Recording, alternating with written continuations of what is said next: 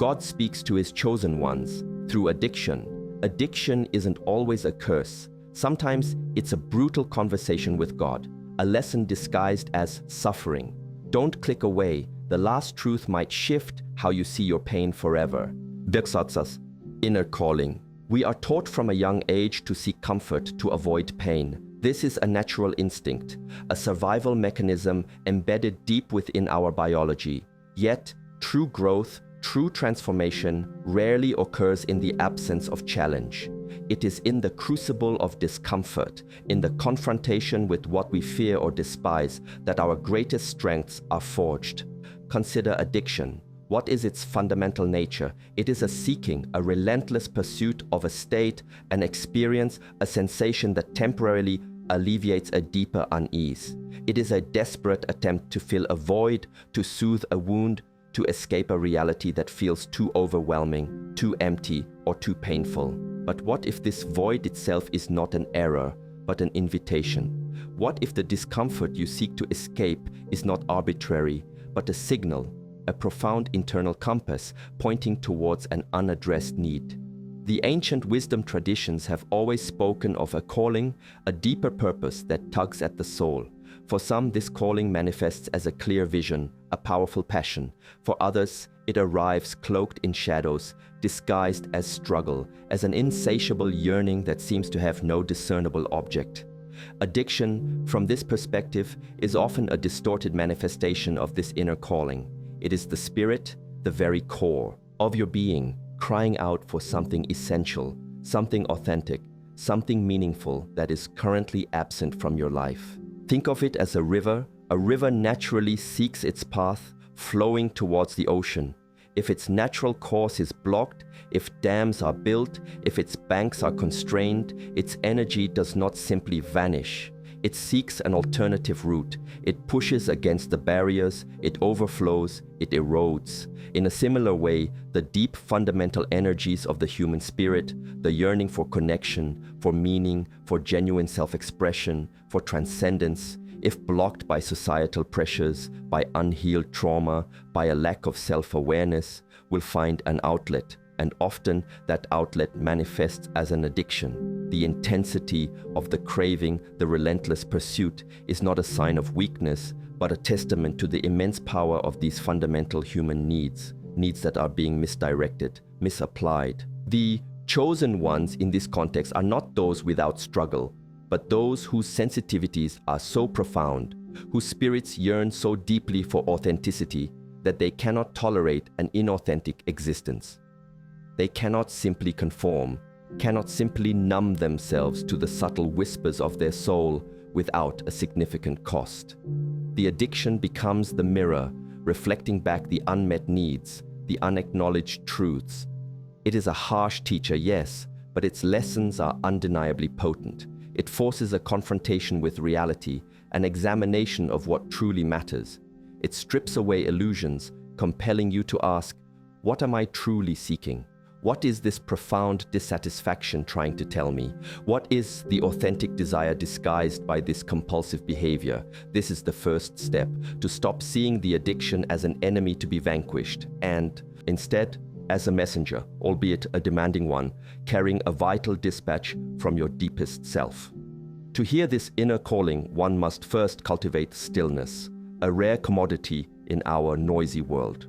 Zur sacred pause. In our modern existence, stillness is often equated with idleness, with unproductive time. We are conditioned to be constantly engaged, constantly doing, constantly consuming. Yet, true insight, the ability to discern the profound messages carried by our experiences, emerges not from relentless activity, but from the deliberate cultivation of stillness. This is the sacred pause. It is the intentional creation of space between stimulus and response, between the urge and the action.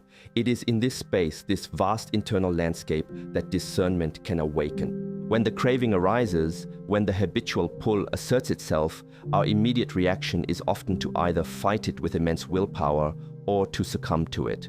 Both approaches keep us locked in a cycle of reaction. But what if there was another way?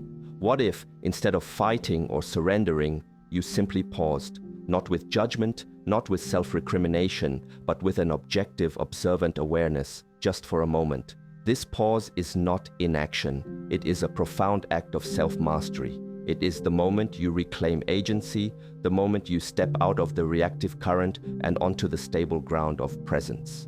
The Shaolin tradition emphasizes sitting meditation, or Chan in Chinese, a practice not merely for monks, but for anyone seeking to cultivate inner strength and clarity.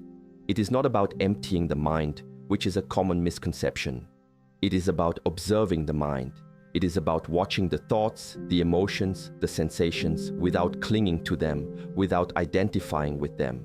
You become the witness. When the addictive urge arises, observe it. Feel its intensity. Notice where it manifests in your body. Is it a tension in your chest, a hollow feeling in your stomach, a relentless chatter in your mind? Do not judge it. Do not suppress it. Simply acknowledge its presence. This is the practice of conscious presence in the face of discomfort. This sacred pause allows you to detach from the immediate emotional charge of the craving. It creates a critical distance, a space where you can begin to ask profound questions.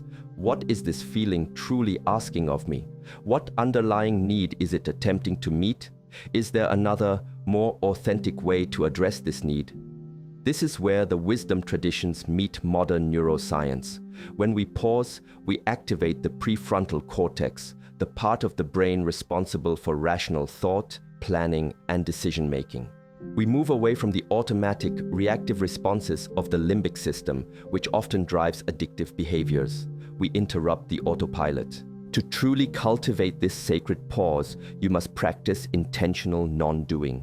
This can be as simple as setting aside 5 minutes each day to sit in silence, to simply observe your breath. It can be a brief moment before engaging in a habitual behavior, a conscious decision to take 3 deep, mindful breaths. This is not about perfection. It is about consistency. It is about slowly, patiently, strengthening your capacity for presence.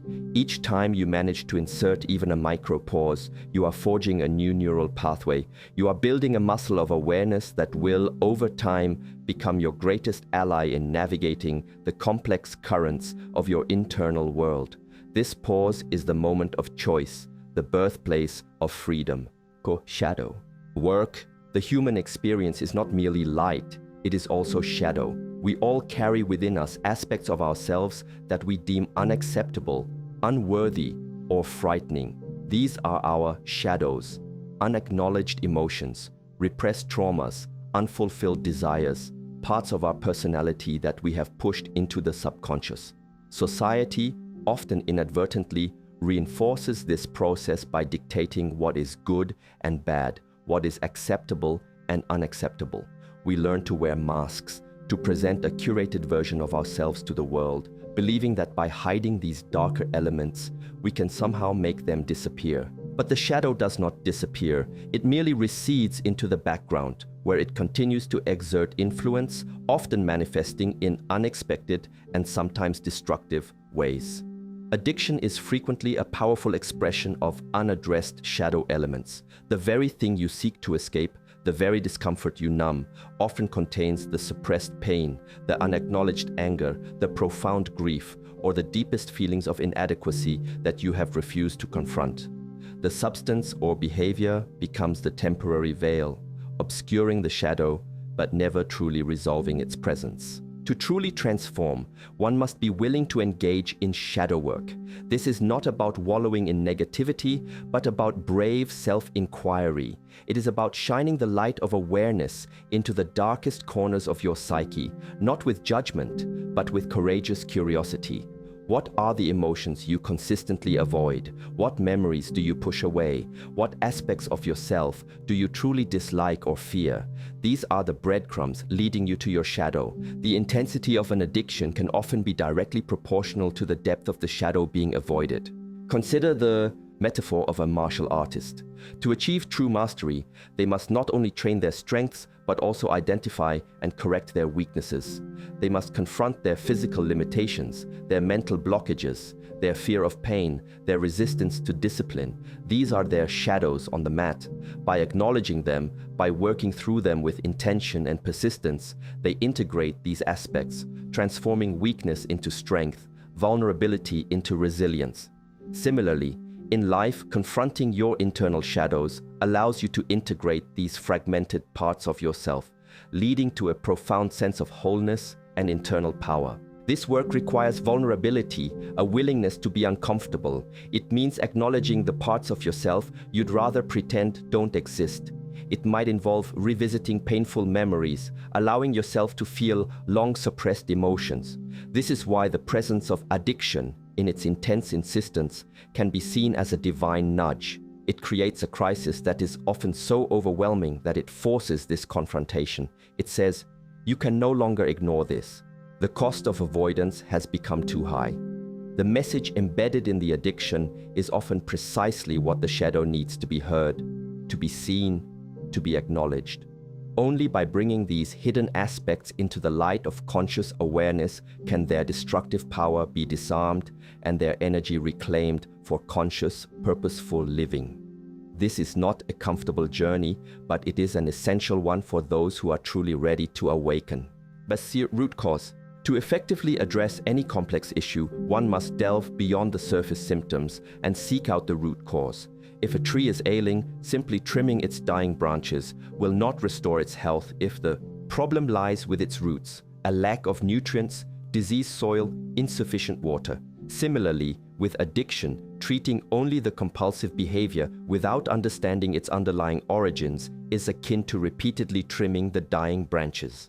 The problem will persist or simply manifest in a different form. Addiction is rarely, if ever, a primary problem. It is almost always a secondary symptom, a coping mechanism, a desperate attempt to self-medicate a deeper discomfort.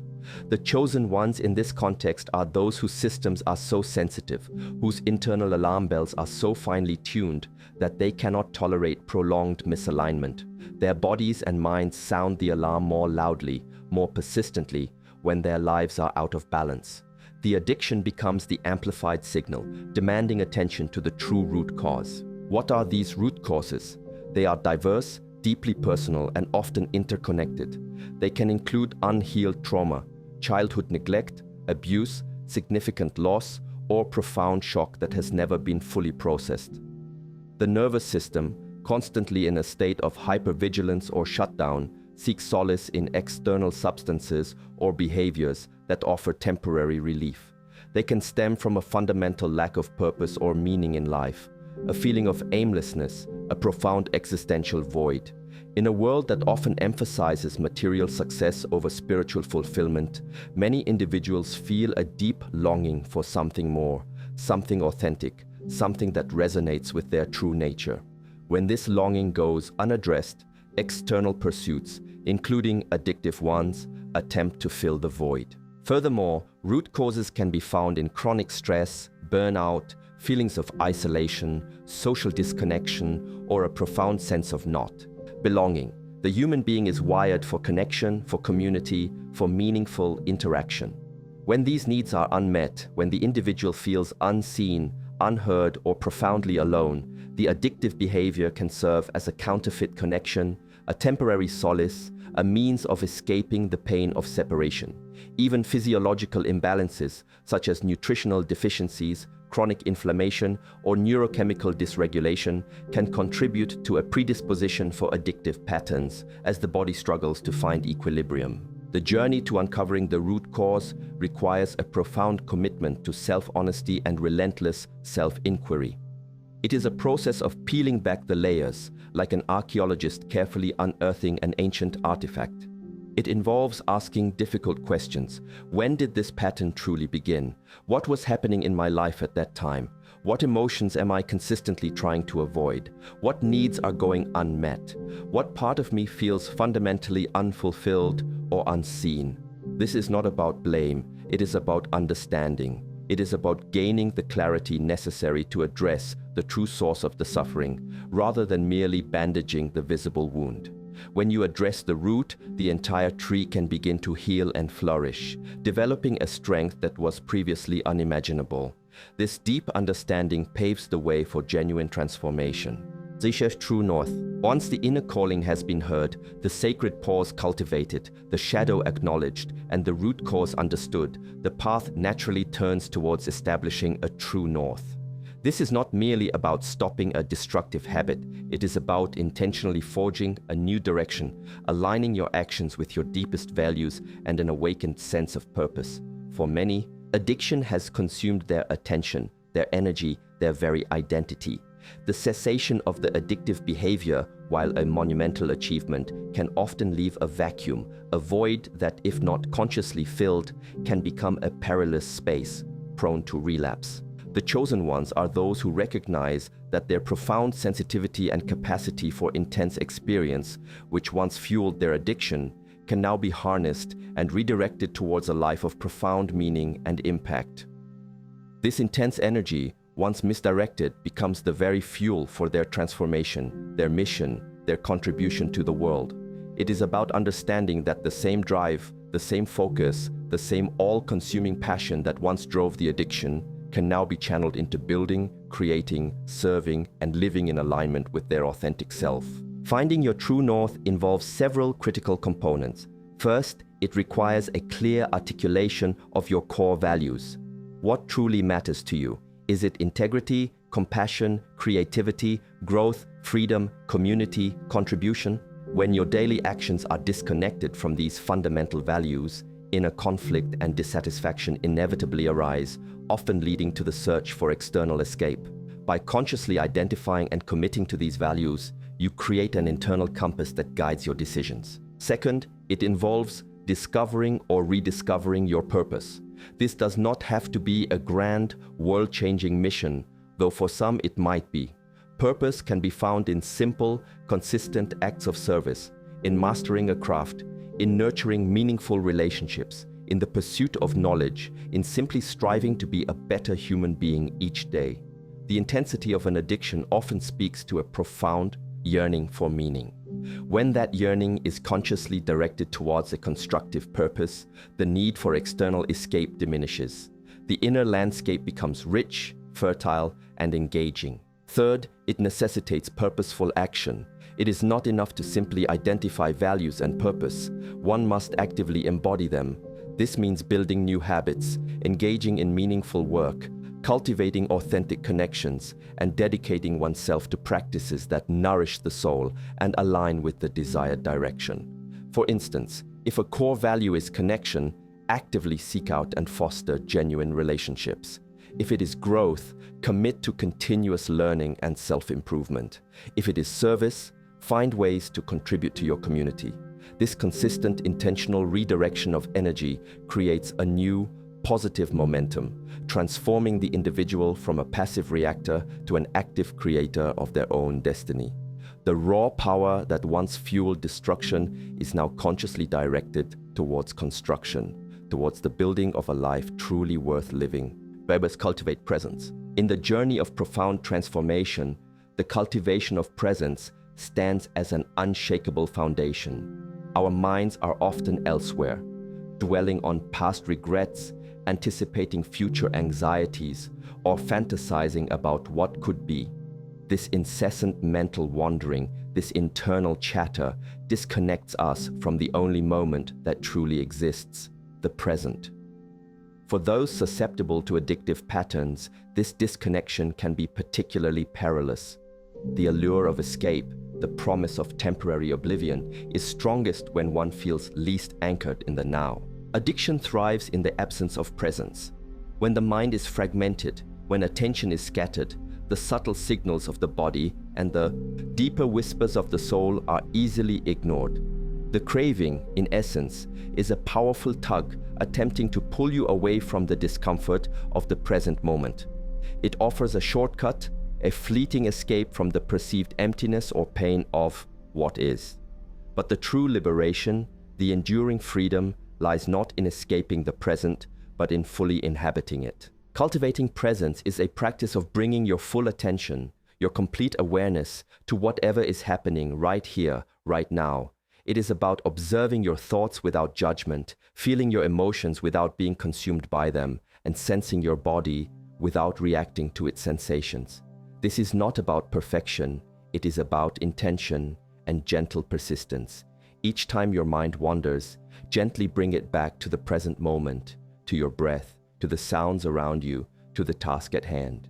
This simple act is an exercise in mental discipline, a training of your internal focus. For the chosen ones, whose minds are often intensely active, whose sensitivities are heightened, the practice of presence can feel both challenging and profoundly rewarding.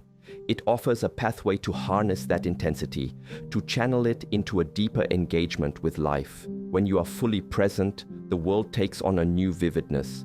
Food tastes richer, conversations become more profound, simple moments become imbued with a sacred quality. The need for external stimulation diminishes because the internal experience of life itself becomes rich and fulfilling. The practice of mindfulness, a cornerstone of many ancient traditions, is a powerful tool for cultivating presence. This can manifest in formal meditation, where you sit quietly and observe your breath and thoughts. But it can also be integrated into everyday life. Mindful eating, where you fully taste each bite.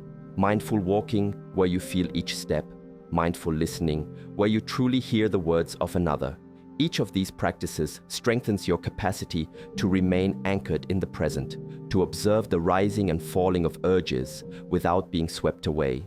When you are truly present, the voice of addiction loses its power because you are no longer seeking an escape from a reality you are fully embracing. You become the conscious observer, the unshakable center, experiencing life with clarity and unburdened awareness. This is the ultimate freedom. A forged discipline. Discipline, in its purest form, is not about punishment or rigid control. It is about commitment to a higher purpose, a devotion to your authentic self, and the consistent application of effort towards a chosen path. For those who have grappled with addiction, the concept of discipline can feel overwhelming, even punitive. Yet, it is precisely this forging of internal discipline that transforms the profound energy once channeled into addiction into a potent force for creation and self-mastery.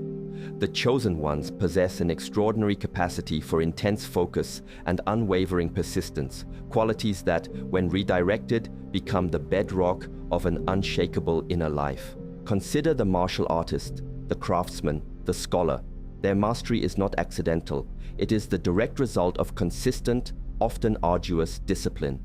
They show up every day, they practice, they refine, they confront their limitations, they push beyond their comfort zones. This deliberate, intentional effort, repeated over time, sculpts their skill, strengthens their character, and imbues their actions with a profound sense of purpose.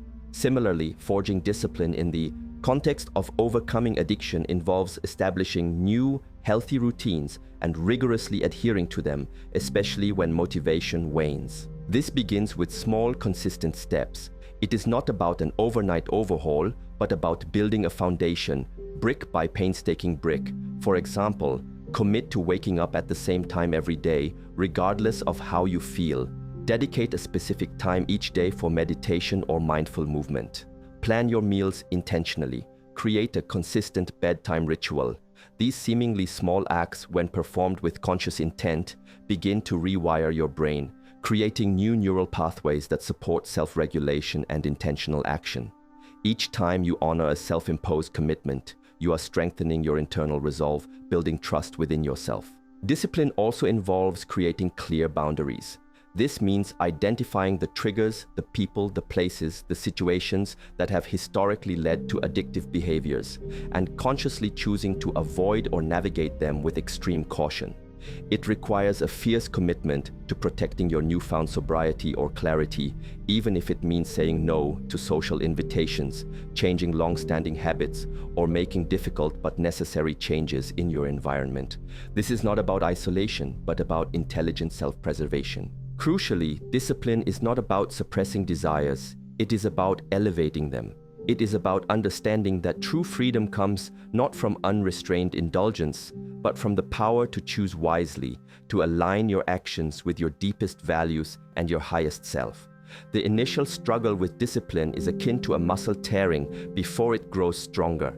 It will be uncomfortable, there will be resistance, but each act of conscious discipline, each moment you choose your higher self over immediate gratification, you are not only breaking free from the shackles of addiction, but you are actively constructing an internal fortress of resilience, a sanctuary of self-mastery that will serve you throughout your life. This consistent forging of discipline transforms potential into reality, turning the individual into a living testament of enduring strength. As to reclaim power, the essence of addiction is often a feeling of powerlessness. The individual feels trapped, controlled by an external substance or an internal urge that seems insurmountable.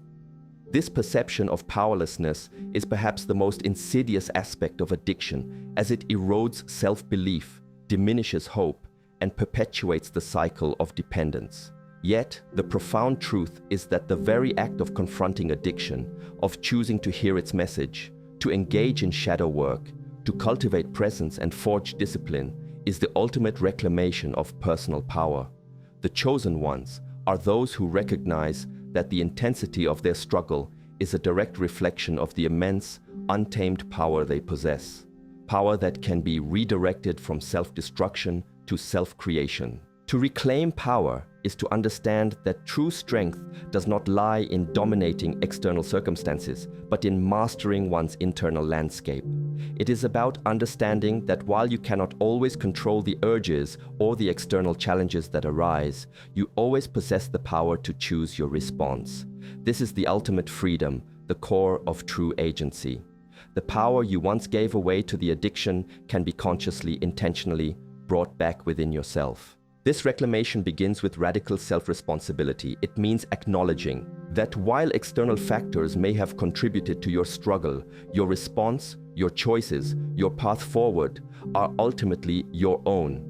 This is not about blame, but about empowerment. It is about recognizing that you are not merely a victim of circumstances, but an active participant in shaping your reality. This shift in perspective is monumental. It transforms you from a passenger on a runaway train to the conductor who can, with intention and effort, bring the train back onto its designated track.